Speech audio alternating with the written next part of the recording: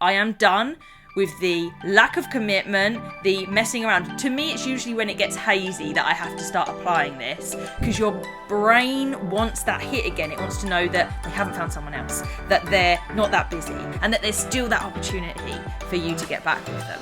Hello and welcome to another episode of the Single Girl's Guide to Life, your weekly guide to single life living in your 20s, 30s and 40s. I'm Chantel Dyson, a love and life coach for singles that are trying to bring love into their lives, whether it's through self-love, to build their confidence, or through love of others, both their friends and in a romantic aspect when they want to get back to dating and do it properly and without wasting time or getting hurt. This podcast will help you get through in terms of building up your single life confidence, of learning what love and relationships really look like, and how to live a fulfilled single life even without a relationship or any kind of dating if you don't want to. Now, today's episode is going on to one of my favourite tools that exist within the dating, heartbreak, love realm of things, and that is the no contact rule. If you haven't heard of it before, the no contact rule is the concept that when you end a relationship or any kind of romantic opportunity with someone, you basically go cold turkey on them and you carry out a no contact period. Now, there are some different people online that state different lengths of time. The minimum, I would say, has to be 21 days. It has to be 3 weeks of no contact. Beyond that, it might be 30 days, it might turn into 90 days, and some people say that it would be something that you continue to do and you do not resume contact with someone after that point. Now, I will talk about the lengths of time and why we think it's important. Firstly, though, I'm not going to sell this to you as a gimmick. The idea that this would be something that attracts someone back in, I don't love. To me, within the dating realm, I don't love things that feel a little bit game-like. You're playing a game, you're trying to manipulate someone to come back. I have read that, I've looked at it, and for me, the idea of that, whilst it might work for some people, when I have been in those situations and that kind of content has come up for me, I've been like, I don't like that. Internally, in my tummy, I feel misaligned with the fact that I'm doing something with this intention of getting someone to behave in a way that brings someone back to me. Like, I don't want to bring someone back to me if they don't want to be there. A little bit like manifesting. I think you can manifest your life. I don't know if you can manifest people per se, because I feel like people have free choice. And other people that really believe in those kind of concepts, I'm sure, can go into a more deep understanding of why they believe that, and that if that person was going to come back, then they would, and etc. But for me, anything that feels a little bit manipulative in some way, and it's not, explicit, you're not forcing anyone to do something that they don't want to do, but I don't love it. Though I appreciate there might be some psychology to creating distance, a little bit in the sense of distance makes the heart grow stronger sort of thing. You realise what you've missed. And distance in a relationship, early stage dating or long term, can be useful for people gaining perspective. And that's fine if that's what you decide, but you say, I need to go no contact in that time. But if you're doing it as a tool to bring them back to you, I'm not for it. The reason that I look to the no contact rule as a tool that I want to share with you and that I would advocate for is more so for the instances where you haven't even been dating this guy. Not really. Like, you've not even been with this guy for a long time. It might even be that you've just been chatting for a bit and maybe you've had 1 or 2 dates, if you count that as dating per se. But this is an early stage situation where you are now distraught that they have ended something. And your reaction internally, if you're honest with yourself, seems disproportional. You were not with this person for 6 months, 18 months, a year, anything like that. You have just been speaking to this guy, you got on quite well, things seem to be going well, and we're talking that you're probably around the 4, 6, 8, 12 week mark at longest. But the idea that they have ended something has sent you into an oblivion, and you can't understand why you're so distraught and so upset about it. And this, to me, is where the no contact rule really speaks for itself in why it's valuable. But I will explain why it's so useful to you in this scenario. It's for the time in which you feel like you're overreacting and you need to cut that behaviour out. No BS, we're not going to mess around. We aren't going to let someone that's only been talking to us for a few weeks literally ruin the next few weeks of our lives by being so upset.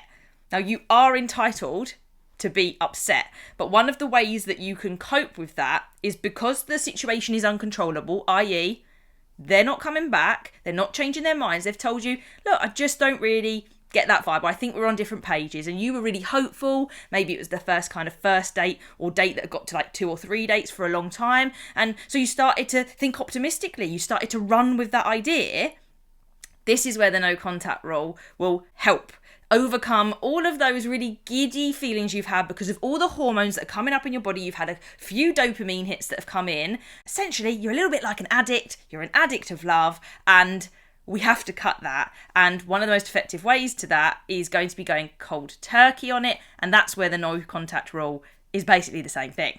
And I have used it, whether I've tried explicitly and failed. I often follow the intuition in my body, and you can take this advice, you can listen to this idea, and some people will absolutely stick to it, and you should try to. I absolutely have done it and have tried to within certain circumstances. There will be certain circumstances where you'll be told not to break it. And it's down to you if you decide that that's right for you. I'm not going to say anything is black and white that you should do this or shouldn't do this at these points. Any tool you find on the internet, rest assured, it's up to you if you want to apply it. And it's up to you how well you follow the rules of what people suggest and what works for you. Ultimately, if you do it and then you end up getting hurt more, you will learn from that experience of the fact that I should have just done what it said and absolutely not texted them again. Or I shouldn't have tried to stay friends with them. All these things that are going to come up for you over the next few weeks. If you're in this kind of moment of turmoil and you don't know what to do, you're trying to do no contact, you're going to be tested. You're going to be tested and you will fail sometimes. I have failed a number of times in trying to do it, but you start again, you get back on. Other times I've done it because I got to a point where I said, enough is enough. I'm not going to be messed around anymore. And I knew I had to execute it. It was very much I am not contacting you anymore. If you try to contact me or get in touch with me or you like something on my stories, I'm not prompting a conversation with you. The only interaction I will accept is if we're looking to resume that romantic connection. And over time, you get to a point where you go, I don't even care for this person coming back anymore. Like, it matters to you right now if you're going through that experience or it's quite new. You really would like them to reach out. You'd really like the idea of reconciliation, of trying again, of giving it another shot. In a few weeks' time, and that is really all it takes, you'll be like, I don't even know why I was stressing over this. What a donut. Like, this guy is clearly not even interested in me. And I was bothered. You'll almost feel a little bit of embarrassment. Like, why? And I always notice this enough is enough point. Like, I am done with the lack of commitment, the messing around. To me, it's usually when it gets hazy that I have to start applying this. And my enough is enough point comes up and I'm like, I don't want to know anymore. I'm not interested in your hot, cold, on, off flirtation. Is this something or isn't it? And if they're not giving that clarity, I will take a step back and remove myself and change that dynamic in some way. After the idea of dating and a relationship, it is tricky because your body has got used to interacting with this person. If you're anything like me when you date, you've been talking to them every day in some way, be it just on messages. But every time that person messages you or every time you see their name pop up on the screen, like, that's a little mini dopamine hit. It's the same as what you get when you're scrolling social media and you get likes coming through. I have to be very careful in my job when I'm running social media accounts not to read into those likes too much. It's more about how effective, what's the impact of this content. I have to focus away because a like on a post and the number of views going up can be so exciting. And it's the same as when then somebody sends us a message, someone that we have now put a status towards. We've put them on a pedestal. We're saying, oh, the messages from them are worth so much more. We have to be careful. Now, this is part of the fun of dating. We like this experience, but I feel like for every high there is an equal low, and we have to be careful with this and managing, is it just those fleeting feelings of love, the idea of obsession, attachment being triggered, or is it really a deep sense of love being formed? Now, based on what's happened, it probably isn't going to lead to the deep sense of love that was being formed, but you are stuck with the obsession part, with the dopamine hits, with the bits that are making you feel giddy.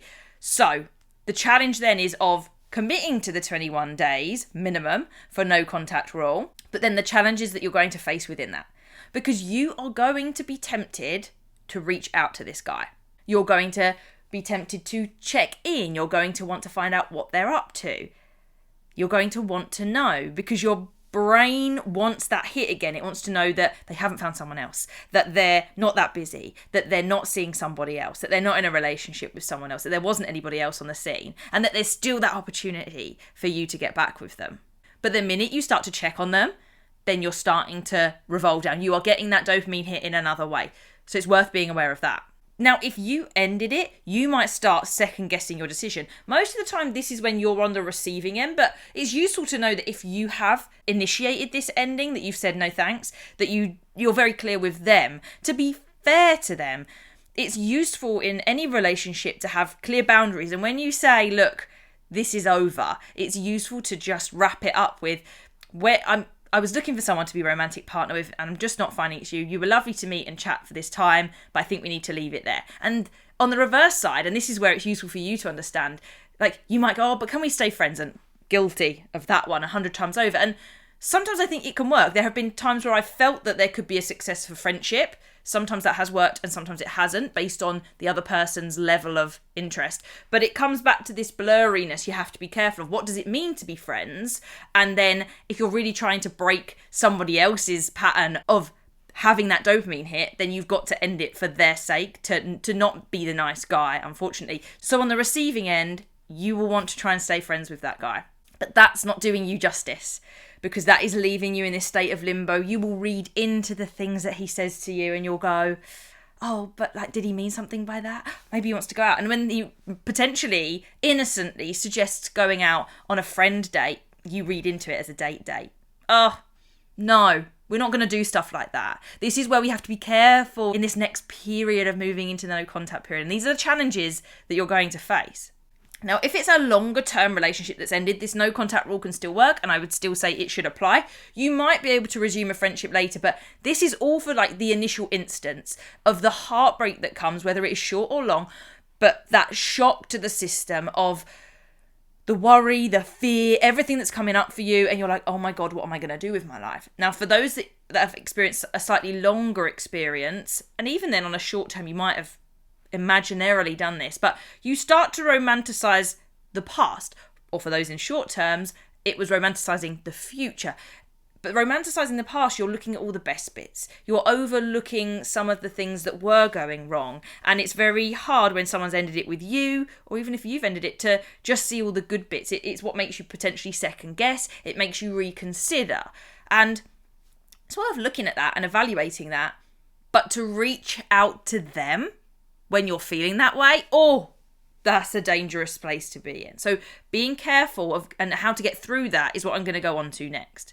So with all of these different pressures, you are trying to separate yourself from the relationship, from them, and you're coming back to yourself as now a single. Or you were hopeful that something was going to happen and it hasn't, and you are still single. Now, during the time of no contact, you will feel those urges. You'll feel the urge to try and convince them to try again. You might want to reach out and reminisce on the past experiences of like, oh, but don't you remember our first date? Like, I thought everything was going well. We said we would travel together. Like, why don't you want that anymore? So many of you are going to justify it and say, but they didn't give me closure. It is not their job to give you closure. Because if they have said a few things, given a couple of explanations, particularly with an early stage dating scenario, they don't need to give you much more closure than saying, look, it's not working for me. I agree that they should have a conversation with you at the end. It probably doesn't need to be much longer than an hour. Because once they've said a few pieces that they don't see the compatibility, that they don't want to pursue something with you, it's just learning to accept it. But some of you will want to reach out for more closure, more understanding, why this, why that. And from my experiences of leaving a long-term relationship, I can't even tell you that I didn't know all the reasons myself back then. I didn't understand myself to know what to say. So I gave some answers when we had a chat once, but they were pretty naff, all things considered now. They were very vague because I really hadn't had the time to work it out for myself. I just knew internally something was wrong and that it wasn't right. And that was the best I had.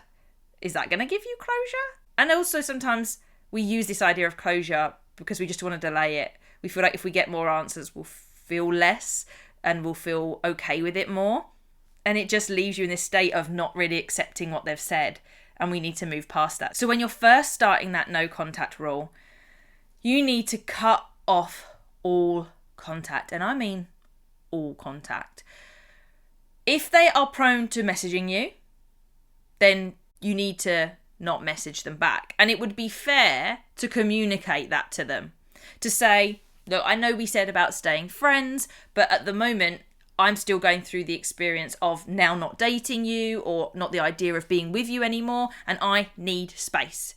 I'll let you know if I ever want to be in touch again.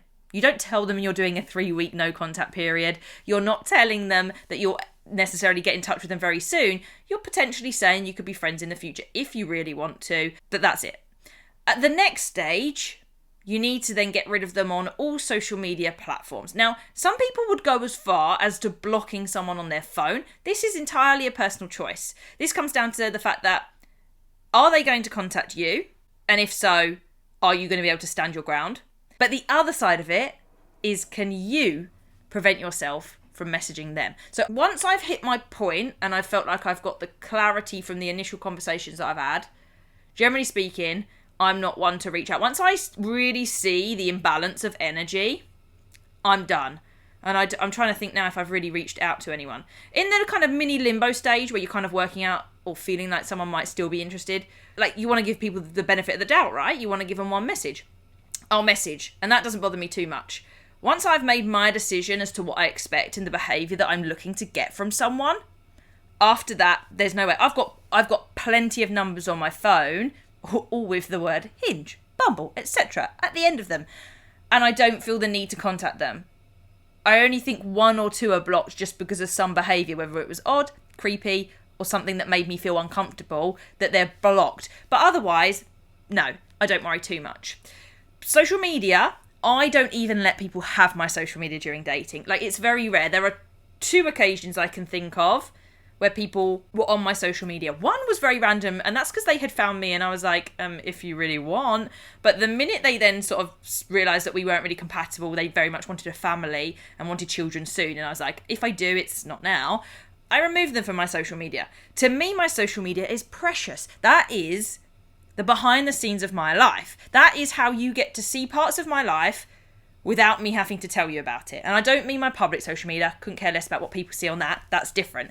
I'm talking about the literal behind the scenes of my life. It's not that busy, actually. It's busier on my public channels. But when I do share something on that, and all the posts that are there, which goes back to 2012, I'm giving away a lot of information about myself.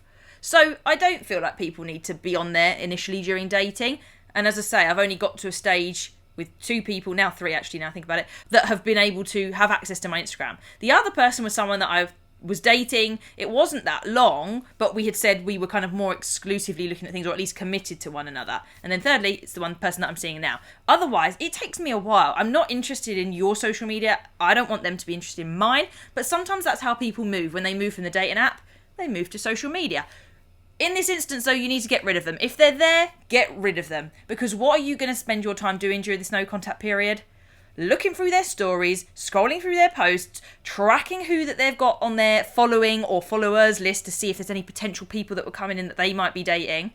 And you'll also be checking to see if they looked at your story. And you're trying to work out how the lists work. Does it mean that they looked at it quickly if they're top of my list? Does it mean that they like following me? Like, no! You are giving all of this energy away to someone else. So we're getting rid of them on social media. We are potentially blocking their number if we feel we can't get over the temptation. And we are stopping contact. Now, if you do leave a channel open, you are not going to text that. You're not going to message. You're not going to be the one to put any outward energy.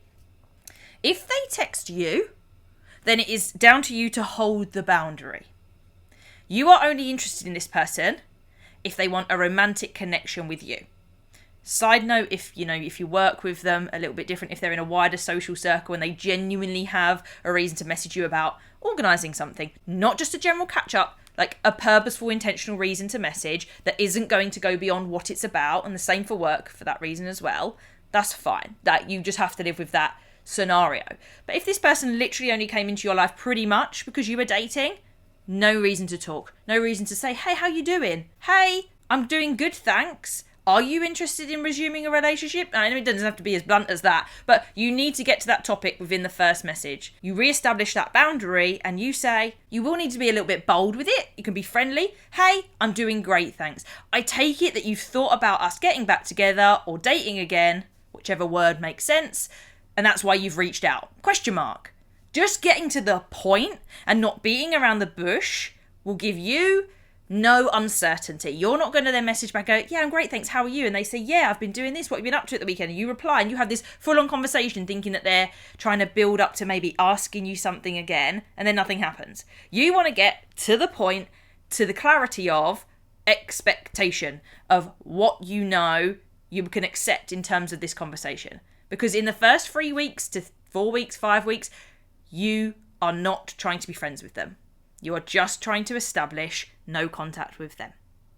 Now, alongside executing those things, you're going to feel the temptation, the emotions coming back up, the reminiscing of the past, the hope for the future. All of those different things are going to come up, and they're the things that are going to tempt you back into messaging this person. And this is where you need to be clever. You need to have a support network that you can call upon. So when that feeling comes up, instead of going to your phone to message them, you message your friend. You share a meme with them that was funny that you were going to try and send to that guy. You were going to text a couple of friends and ask them how their day is. You might even pick up the phone and call some of them.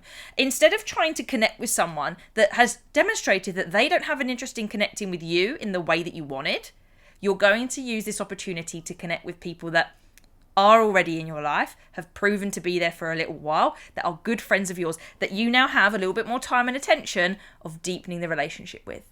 All it takes is reaching out to them. They don't have to know anything about this no contact rule unless you want them to, but they can be there for you as someone else to talk to. Reach out to them and say, hey, how did that job interview go? Oh, how are you doing at work at the moment? I know you said it was tough.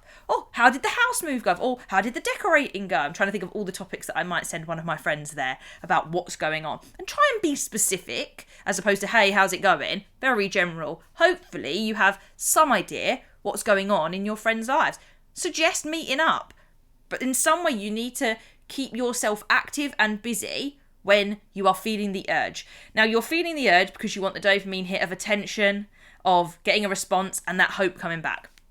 Redirect that onto somebody else, onto the people that want to be there, and start understanding that messages from your friends are valuable, and having someone there in the stable sense is lovely. This is why new relationships always feel more exciting than any other connection in our life, because long-term relationships are pretty boring too. Over time, they lose all the dopamine hits, your brain gets used to them, and it becomes more companionate than it does all this passionate, high hormone, slightly obsessed feeling of love that we see in the movies and think is normal over time with the companionate love. And it's something that we undervalue: companionship, friendship, sharing things with one another daily, the mundane stuff.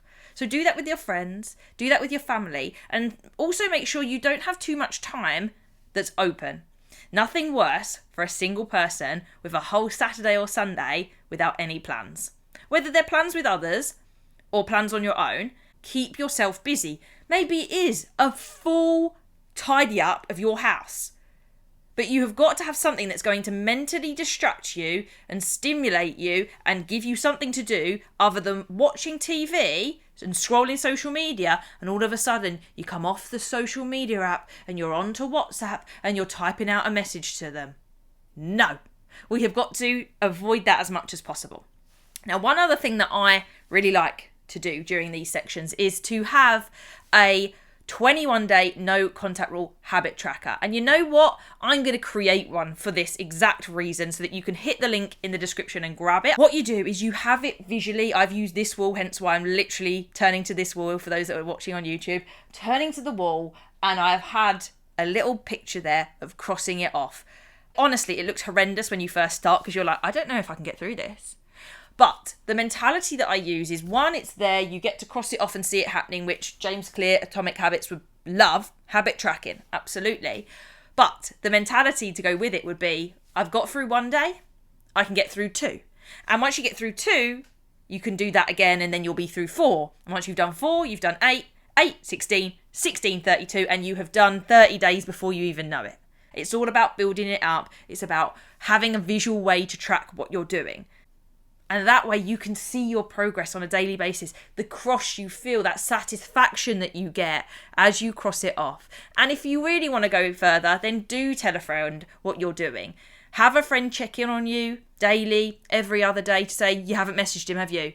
And every time you feel the urge, get them to consent and say it's okay for you to message them. And they hopefully will be able to encourage you and cheer you through. It's even better if you've got a couple of people, because one person might feel like it's a bit too much depending on how much you were texting them and how much you're feeling like you want to talk to them. But ultimately, a couple of different tools, habit ideas that are going to allow you to cut this off and hopefully do those 21 days with success. Now, the other thing you might be thinking is, should I be dating during this? If it's a long-term relationship that you're following up with a no contact rule, no. You need to be separate from dating as well, and using dating to distract the really deep core feelings you have is a bit of a problem. When it comes to short term, it's kind of up to you. If you're that emotionally stirred by it, if you really are crying and upset about someone that you didn't date for a long time, then working on that attachment that's been triggered, the understanding of what these feelings really are, where they're coming from, is important to work on. I would suggest taking a break from dating. If it's purely that you just don't have willpower, then you can date alongside whilst not messaging that other person. But it's definitely worth just taking a breather. Even if it's not for the full 21 days, let's say the first week or so, just giving yourself a breather. Get over the fact that you got excited about someone and that hasn't worked out, and give yourself space to process rather than distracting with someone else. We're so good at distracting. And whilst I say keep busy, we're trying to keep you distracted from somebody else, but we're not trying to jump into something else that's going to make you feel better. What we're trying to do with the no contact period is, one, separate yourself from that person and all those hormones, and two, we're trying to re-establish your sense of self. You're going to do things for yourself. You're going to tidy the house. You're going to focus your energy on fitness and food. You're going to make sure you're getting to the gym because you gave that up when you were dating because you got so caught up in it. You're going to reconnect with friends and family members and actually spend some time with them because you sidelined them a little bit when you started to date again. You're going to re-establish all of the foundations that you need in single life to be able to make sure that you remember who you are, and that this one person that has said, I don't want to date you, is not going to ruin your life. It's part of the dating process. It doesn't say anything about you. It doesn't mean anything about you. You still have a life. You still have an identity that you can live on with as you go through. Now, at the end of that no contact period, it's up to you if you really did want to get back in touch again. This is not, as I say, something to go, I've given them space and they're going to come back to me. By the end of the 21 days, much like I do, I kind of got to the point where I don't want to know anymore. I'm not interested in messaging that person because they didn't show me anything before that. They've gone 3 weeks and I haven't spoken to them, nor have they showed a romantic interest. Maybe they did reach out once, but it was just to catch up. It was pleasantry. It wasn't because they wanted a relationship with me. You can contemplate at that time if you want to reach out and be friends, if you feel you genuinely could. If you really, truly believe that you could be friends with them and that you do not see them in a romantic or sexual way, then by all means do it. But we're not going to fall into a friends with benefits situation. That's a danger zone, whether that's during the no contact period or after. We are not going to set ourselves at that standard. If you need satisfaction in other ways, you're not going to do it with someone that you became romantically entangled with. You're going to find someone that's separate to that and that's all that you found them for.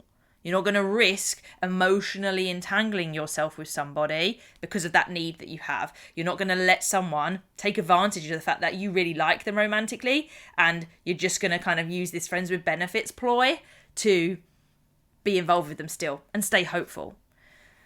If you feel you can stay friends with them, then by all means feel free to reach out to them. And internally you'll know, be honest with yourself.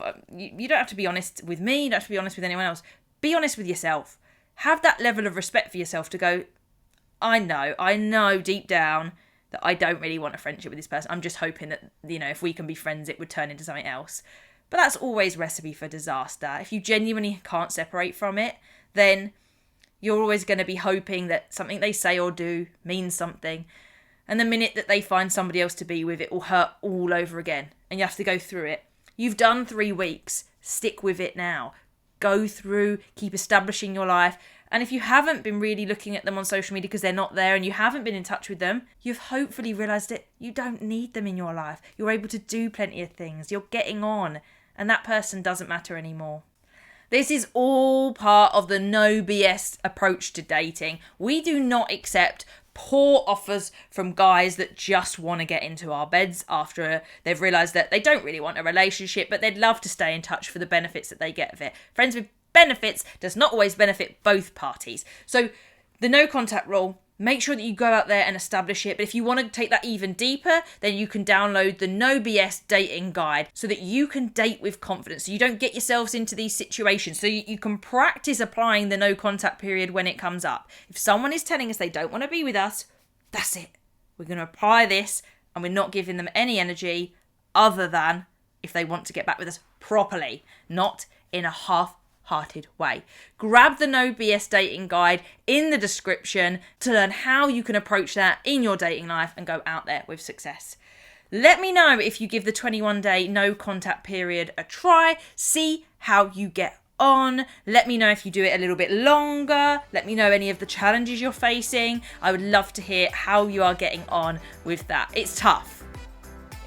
Don't forget, I'll also link the tracker so that you'll be able to track your progress through those 21 days, and hopefully that will help you get through it as well. Let me know, drop me an email, message me on Instagram to see how you're getting on, and until next time everybody, keep celebrating single life together.